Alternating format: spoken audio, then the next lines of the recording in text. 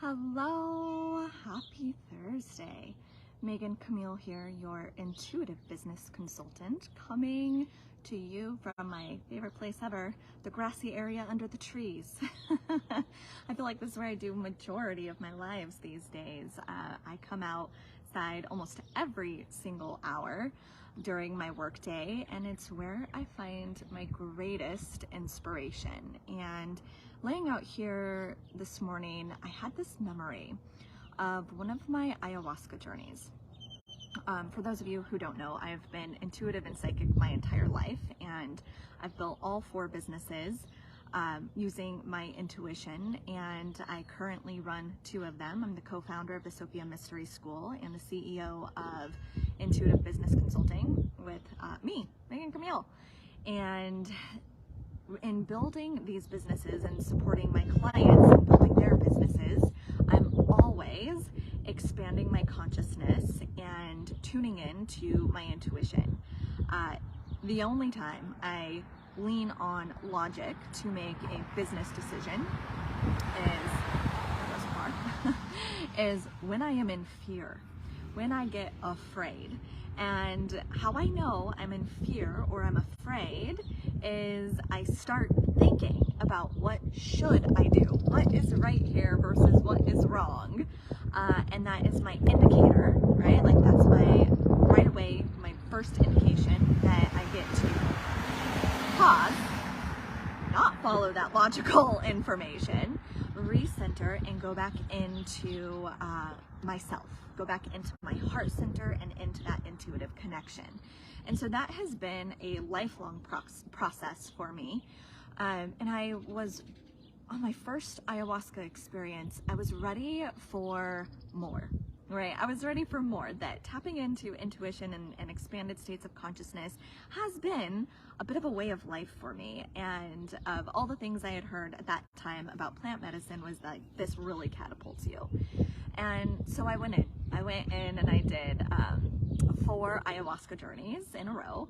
And one that stood out the most to me and is inspiring this live is I was in a dark place at the moment, whatever dimension or parallel I was in. I was scared, and I felt trapped, and there was fire all around me, and I just kept begging for help, like, oh, I'm so afraid, someone please help me, get me out of this place. And who knows how long it actually was. It was probably an hour, but it felt like centuries that I had been in this dark place, and I just wanted saved and was begging for help, someone. And finally, this was on the 4th journey, finally, in that hellish place of like fire and feeling so alone and incapable and powerless and tortured, quite honestly, I heard the voice of ayahuasca, of Yahe, who was finally back to guide, and I thought, oh, here it is, I'm gonna be saved. Oh, the spirit of Yahe came to help me out of this hellish place. And she said, Megan, no one is going to do this for you. You need to get yourself out. You need to do this.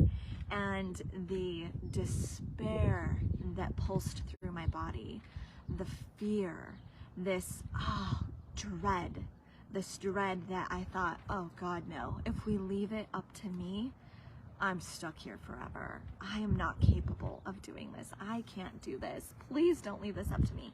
And I went into begging, please help me, someone please help me. And there was just a tiny opening between my begging, right? Between please help me and then the next please help me. There was just a tiny little opening where I had a thought, maybe I could just shift one thing. Perhaps I'm here for eternity. Maybe it's true. I'm stuck here forever in this hellish pit. But what if I just shifted one thing? And instead of saying, please help me, I say, I am my own greatest teacher. And it still brings me to tears today because it was the only shift I made. I sat with my hand on my heart and I started chanting, I am my own greatest teacher. I am my own greatest teacher. I am my own greatest teacher, over and over and over. And somewhere within that time, I don't know when the time was, right? Again, it felt like centuries, lifetimes, eternity. But somewhere in this new chant that I am my own greatest teacher, I am my own greatest teacher, I am my own greatest teacher, I emerged from the fire. And what I saw was light. I ended up in this beautiful, blissful, organic light where it was now this pleasure and this bliss. And I was crying and laughing and like, oh my gosh, it's me. It's been me. I've always wanted. I am my own greatest teacher.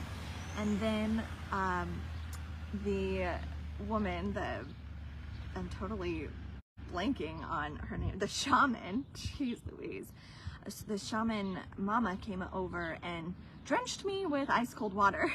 And I shot out of this journey, right? I shot out and I came back and it was like done. I knew that I am my own greatest teacher and that no one could ever give me the answers because I already had them. And from that moment on, it shifted how I consulted and supported my clients. And it even shifted how I consulted and supported myself. I was no longer asking outside. I was no longer like asking source as this separate thing from me. What do I do next in my business? How do I create this next level of success?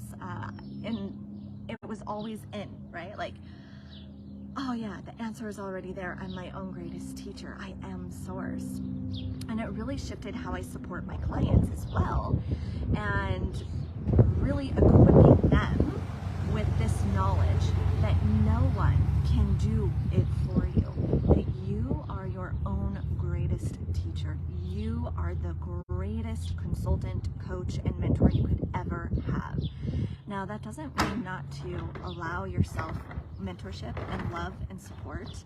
Of course, I still allow myself all of that, but I started shifting, and letting my clients know that I'm not there to give answers. I'm there to equip you with skills, right? And that you get to practice those skills until they become really, really strong, whether that skill is tapping into your intuition or creating a strategy that supports your lifestyle, whatever it might be, the answers are already within.